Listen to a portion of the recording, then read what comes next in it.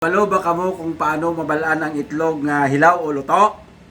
Kung maduha bilog itlog, babalaan yan ninyo kung ang itlog hilaw o luto. Amuhon nyo siniho.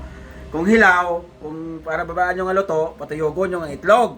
O, are, ay tagbalo ano ni, pero are ang naluto na are. Hilaw gini, kaya sa magtuyog oh. Are oh. Luto gina siya. Amo na gali kon mabalaan Kasi na mo kon. pala ka-testing, patuyogon mo, hindi gini sa magtuyog, are. Luto Ay, gina. Subot silingon Basta no. pagluto ang itlog, ay pakita nga luto ang itlog. Pagluto ang itlog or cooked egg, pwede mo siya ma-spin.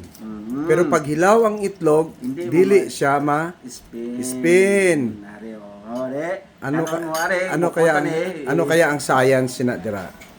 Yan, kay mag-add pa mo. Pasok. Amo ina guys ang trivia ni Pat sa sining adlaw.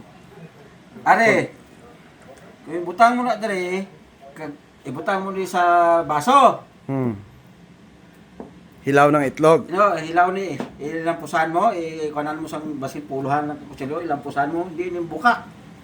Nga man. Madunot man, hindi lain ang buka sa madunot, ilampusan mo. O explain anay. Pat. Explain anay paano magkaon sang arroz caldo nga wala sang itlog. Magkaon ka sa aros kaldo at itlog, sige ka kaon, uyatan mo itlog, kaon ka aros kaldo. Oh, sige. Amo na ang trivia ni Pats. See you.